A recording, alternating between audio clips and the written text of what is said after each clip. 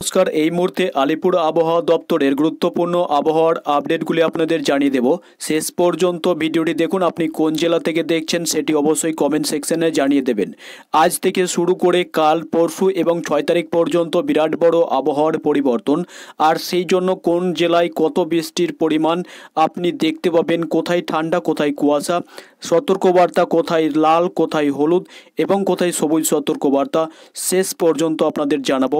আবহাওয়া অফিসের পূর্বাভাস থেকে জানা গিয়েছে শুক্রবার বৃষ্টি হতে পারে দক্ষিণবঙ্গ এবং উত্তরবঙ্গের অধিকাংশ জেলাতেই। এর পাশাপাশি কালিম্পংয়ে শিলাবৃষ্টি হতে পারে বলেও কিন্তু জানানো হয়েছে। আর শনিবার বৃষ্টি হতে পারে দার্জিলিং, জলপাইগুড়ি, আলিপুরদুয়ার, কোচবিহার।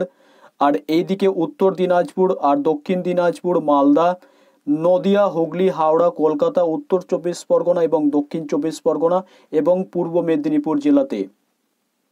চলুন এবার দেখে নেব আলিপুর আবহাওয়া দপ্তর থেকে যে নোটিশটি এসেছে সেটি।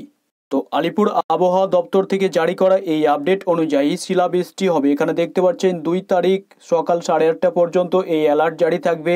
হলুদ সতর্কবার্তা দার্জিলিং এবং কালিম্পং জেলাতে শিলাবৃষ্টির জন্য এই সতর্কবার্তা দেওয়া হয়েছে। তারপরে 2 তারিখ সকাল 8:30 থেকে 3 তারিখ সকাল 8:30 পর্যন্ত শিলাবৃষ্টির সম্ভাবনা রয়েছে কালিম্পং জেলাতে। এটির জন্য হলুদ সতর্কবার্তা দেওয়া হয়েছে। এবার আমরা দেখে নেব যে বৃষ্টিপাতের পূর্বাভাস কোথায় কেমন আলিপুর আবহাওয়া দপ্তর থেকে জারি করলো। তো দেখুন, এখানে গ্রিন সতর্কবার্তা দেওয়া হয়েছে দার্জিলিং, কালিম্পং, পুরুলিয়া থেকে শুরু করে দক্ষিণবঙ্গের সমস্ত জেলাগুলিতে। আর তারপরে দেখতে পাচ্ছেন যে এখানে আইসোলেটেড ক্যাটেগরিতে রাখা হয়েছে <25%-এর মধ্যে জলপাইগুড়ি, আলিপুরদুয়ার, কোচবিহার, উত্তর দিনাজপুর, দক্ষিণ দিনাজপুর এবং মালদহ জেলাকে।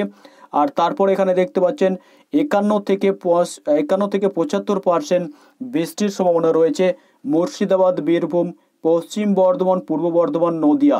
এটি 2 তারিখ সকাল 8:30 পর্যন্ত এই অ্যালার্ট জারি থাকবে।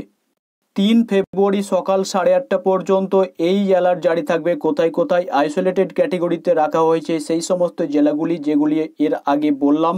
আর তারপরে কিন্তু 3 তারিখে মুর্শিদাবাদ থেকে শুরু করে দক্ষিণবঙ্গের বেশ কিছু জেলাতে বৃষ্টির সম্ভাবনা নেই, তবে বেশ কয়েকটি জেলাতে বৃষ্টির সম্ভাবনা কিন্তু রয়েছে, যেটি <25% বলা হচ্ছে। নদিয়া থেকে শুরু করে উত্তর 24 পরগনা, হাওড়া, কলকাতা, হুগলি, দক্ষিণ 24 পরগনা, পূর্ব মেদিনীপুর, এই সমস্ত জেলাগুলিতে কিন্তু জারি করা হয়েছে সতর্কবার্তা, তবে এটি আইসোলেটেড ক্যাটেগরিতে রাখা হয়েছে।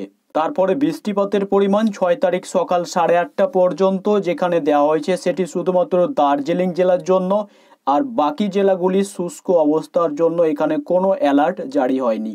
তো এই রকম ভিডিও পেতে চ্যানেলটিকে সাবস্ক্রাইব করে রাখবেন। আমাদের ফেসবুক পেজে যদি জয়েন না হয়ে থাকেন অবশ্যই পেজটি জয়েন হয়ে ফলো রাখবেন, আর চ্যানেলটিতে নতুন হলে চ্যানেলটিকে সাবস্ক্রাইব করে রাখবেন। ধন্যবাদ সাথে থাকার জন্য।